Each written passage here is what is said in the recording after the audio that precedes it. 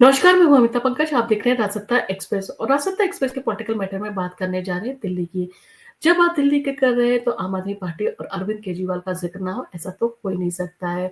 आम आदमी पार्टी ने जिस तरह से दिल्ली की जनता का दिल जीता और जिस तरह से अरविंद केजरीवाल ने एक छत्र जो है वो दिल्ली में राज किया है, यानी कि लगातार 11 साल तक जो है वो आम आदमी पार्टी की सरकार दिल्ली में काबिज़ रही है और अरविंद केजरीवाल ने जो काफ़ी दमखम के साथ जो है वो दिल्ली की सत्ता में अपना कार्यभार जो है वो सँभाला है और जनता को जो है वो लगातार इम्प्रेस किया है। अब दिल्ली में हार के बाद आम आदमी पार्टी की जो है एक बड़ी बैठक हुई जिसमें पार्टी की हार के ऊपर मंथन किया गया। अब इन सारी चीज़ों के चलते अरविंद केजरीवाल ने जो है कई बड़े बदलाव किए हैं, तो जानें इन बड़े बदलावों के क्या हैं सियासी मायने। और आम आदमी पार्टी जिस तरह से जनता के साथ में कनेक्ट बनाती है अपनी रणनीति के तहत, तो कहीं न कहीं अपनी रणनीति को धार देने की अब आम आदमी पार्टी को फिर से जो है ज़रूरत है और इस गंभीरता को अरविंद केजरीवाल जो है बखूबी जानते हैं। अब इन्हीं सारी चीज़ों के चलते आम आदमी पार्टी की एक बड़ी बैठक हुई। काफ़ी समय के बाद जो कहा जा सकता है एक लंबे ब्रेक के बाद जो है अरविंद केजरीवाल एक्टिव जो है दिखाई दिए। आम आदमी पार्टी ने दिल्ली की सियासत में 11 साल एक छत्र जो है वो राज किया है और राष्ट्रीय फलक पर अपनी पहचान बनाने में कामयाब रही है। दिल्ली के सारे पंजाब में सरकार बनाने में भी आम आदमी पार्टी कामयाब रही, लेकिन दिल्ली की सत्ता से बाहर होना आम आदमी पार्टी के लिए एक बड़ा झटका जो है वो साबित हुआ है। दिल्ली विधानसभा चुनाव में मिली हार के बाद अरविंद केजरीवाल ने शुक्रवार को आम आदमी पार्टी की एक बड़ी जो है वो मीटिंग की, यानी कि एक बड़ी ओवरहॉलिंग जो है वो उन्होंने की है और उसके लिए नए तरीके से संगठन को धार देने की कवायद की है। क्योंकि पार्टी के राष्ट्रीय रुतबे को बरकरार रखना भी एक बड़ी चुनौती बनकर खड़ा हो गया है। दिल्ली विधानसभा चुनाव के बाद आपकी जो है ये एक बड़ी बैठक हुई है जिसमें मंथन किया गया पार्टी के हार के कारणों का और पार्टी के अंदर जो है वो कई बड़े बदलाव भी किए गए हैं। तो दिल्ली विधानसभा चुनाव के बाद आम आदमी पार्टी की सर्वोच्च इकाई यानी कि पीएससी की अरविंद केजरीवाल के घर पर शुक्रवार को एक बड़ी बैठक हुई जिसमें पार्टी के वरिष्ठ नेताओं ने शिरकत की और इस दौरान विधानसभा चुनाव की हार पर मंथन और संगठन में नेताओं की जिम्मेदारी को लेकर चर्चा हुई, जिसके बाद दिल्ली के प्रदेश अध्यक्ष बदलने के साथ 4 राज्यों के प्रभारी और सह प्रभारी भी नियुक्त किए गए और इसके अलावा जम्मू कश्मीर के नए अध्यक्ष जो है वो बनाए गए हैं और इस तरह से आम आदमी पार्टी के अंदर जो है वो बड़े बदलाव किए गए और इन बड़े बदलावों के जो है वो सियासी मायने जो है वो तलाशे जाने लगे हैं कि आखिर इनके पीछे क्या राज है और क्या मकसद है और हो भी क्यों ना, भारतीय जनता पार्टी काफ़ी मुश्किलों के बाद जो है 26 साल के बाद जो है वो दिल्ली की सत्ता में काबिज़ हुई है। अब एक ऐसी पार्टी जो दिल्ली में काफ़ी कामयाब थी, वो अगर पार्टी करती है तो इससे भारतीय जनता पार्टी की नींदें उड़ना लाज़मी है। अब इन्हीं सारी चीज़ों के चलते आम आदमी पार्टी जो है एक्टिव मोड में भी नज़र आई है और उसे कई ऐसे मुद्दे मिले जिसको लेकर वो आने वाले समय में भारतीय जनता पार्टी को घेरने की तैयारी भी कर रही है। तो आम आदमी पार्टी में अहम बदलाव जो किए गए हैं, उसके बारे में आज हम आपको अपडेट कर रहे हैं। तो केजरीवाल की अगुवाई वाली आम आदमी पार्टी ने दिल्ली के प्रदेश अध्यक्ष के पद से गोपाल राय की जो है वो छुट्टी कर दी है। गोपाल राय की जगह सौरभ भारद्वाज को सूबे में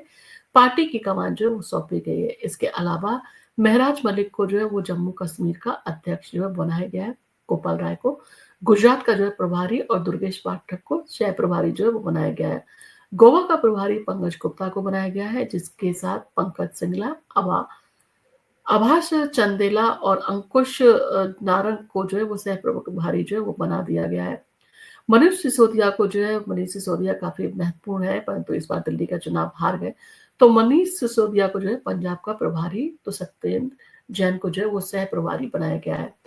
संदीप पाठक को छत्तीसगढ़ का प्रभारी जो है वो बनाया गया है। यानी कि इस तरह से जो है अरविंद केजरीवाल ने अपने पार्टी के अंदर बैलेंस लाने की कोशिश जो है वो की है। दिल्ली की कमान जो है वो सौरभ भारद्वाज के हाथ में आ गई है। तो आम आदमी पार्टी का सियासी उदय दिल्ली की सियासत के साथ हुआ था और एक दशक तक जो है दिल्ली की सत्ता में जो है आम आदमी पार्टी ने राज किया था। ऐसे में दिल्ली चुनाव में मिली हार के बाद अरविंद केजरीवाल के लिए जो है ये सारी चीज़ों को समझना काफ़ी महत्वपूर्ण था और ये उनके लिए बड़ा झटका था। इन सारी चीज़ों के चलते अरविंद केजरीवाल ने दिल्ली में प्रदेश संगठन की कमान जो है वो संभाल रहे गोपाल राय से लेकर सौरभ भारद्वाज को जो है वो सौंप दी है और भारद्वाज प्रदेश अध्यक्ष होंगे। दिल्ली के ग्रेटर कैलाश सीट से जो है वो 3 बार विधायक रहे हैं, लेकिन इस बार बीजेपी की शिखा राय से जो है वो हार गए। सौरभ भारद्वाज आम आदमी पार्टी के काफी तेज तर्रार नेताओं में से जाने जाते हैं, जबकि गोपाल राय शांत स्वभाव वाले नेता हैं और दिल्ली में सियासी बदलाव के बाद आम आदमी पार्टी के सामने कई चुनौतियां जो है वो खड़ी हो गई हैं। बीजेपी अब सत्ता में है और रेखा गुप्ता काफी एक्टिव मोड में नजर आ रही हैं। ऐसे में केजरीवाल ने दिल्ली के प्रदेश अध्यक्ष के पद से गोपाल राय की छुट्टी कर सौरभ भारद्वाज को जो है वो उनकी ताजपोशी कर ये कमान सौंप दी है और वो हिंदुत्व की राजनीति के साथ आक्रामक पॉलिटिक्स करना जो है वो जानते हैं, जिसके चलते उन्हें ये पद जो है वो सौंपा गया है।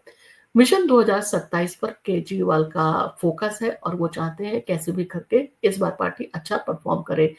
क्योंकि पार्टी की राष्ट्रीय पार्टी होने की साख जो है वो दांव पर लगी हुई है। तो मिशन 2027 पर केजरीवाल का फोकस रहने वाला है। आम आदमी पार्टी में हुए सियासी बदलावों को अरविंद केजरीवाल ने मिशन 2027 से जोड़कर देखा जा रहा है, यानी कि कहीं ना कहीं अरविंद केजरीवाल जो है वो मिशन 2027 को लेकर काफी सीरियस है और विपक्ष भी जो है इसको 2027 के मिशन से जोड़कर देख रहा है। तो आम आदमी पार्टी ने 4 राज्यों में प्रभारी सह प्रभारी की नियुक्ति कर दी है, जिसमें 3 राज्यों में 2027 में विधानसभा चुनाव होंगे। पंजाब, गुजरात और गोवा का विधानसभा चुनाव 2027 में जो होने वाला है। आम आदमी पार्टी ने तीनों ही राज्यों में अकेले चुनाव लड़ने का फैसला जो है वो किया है और इसके मद्देनजर ही अरविंद केजरीवाल ने अपने वरिष्ठ नेताओं की जो है वो नियुक्ति कर सेनापति की तरह से जो है उन्हें तैनात कर दिया है। और अरविंद केजरीवाल के बारे में कहा जा सकता है कि वो इतनी जल्दी से जो है हार नहीं मान सकते। कहीं ना कहीं वो प्रयास जरूर करेंगे, वापसी के प्रयास करेंगे, जनता के साथ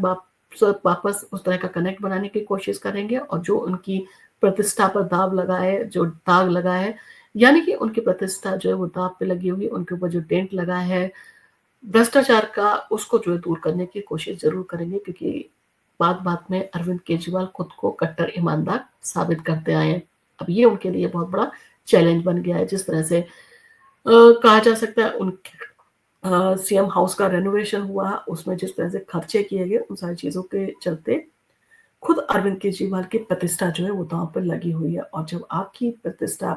लगी है दांव पर और पार्टी के ऊपर जो है वो कई तरह के स्कैम या घोटाले के आरोप है, तो इन सारी चीजों से कहीं ना कहीं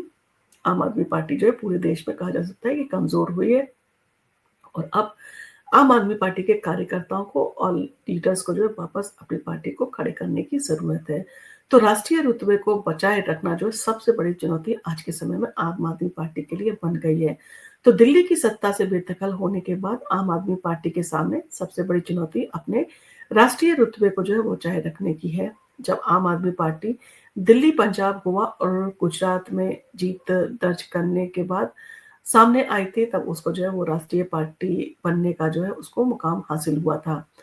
और इन सारी चीजों के चलते आम आदमी पार्टी का संघर्ष काफी बड़ा था और आम आदमी पार्टी को जिस तरह से पूरे देश में प्यार मिल रहा था, तो उसके चलते जो है वो राष्ट्रीय पार्टी का दर्जा हासिल करना उसके लिए काफी आसान रहा, यानी कि ये सफर काफी आसान था। अब आने वाली डगर जो है वो आम आदमी पार्टी के लिए काफी कठिन होती हुई दिखाई दे रही है। अब इन सारी चीजों के चलते दिल्ली चुनाव में हार जाने के बाद केजरीवाल के सामने सबसे बड़ी चुनौती जो है उसे बचाए रखना है। पंजाब, गोवा और गुजरात में अगर आम आदमी पार्टी का प्रदर्शन जो है वो खराब रहता है, तो उनकी मुश्किलें जो है वो बढ़ सकती हैं और यही वजह है कि पूर्व सीएम अरविंद केजरीवाल ने जो है पार्टी को अंदर जो है वो काफी बदलाव किए हैं और पार्टी को सियासी आधार को जो है वो हर हाल में बचाए रखने की कवायद में जो है वो अब खड़े हो गए हैं, जिसके लिए जो है पीएससी की बैठक जो है वो अहम जो कही जा सकती है और इसमें कई अहम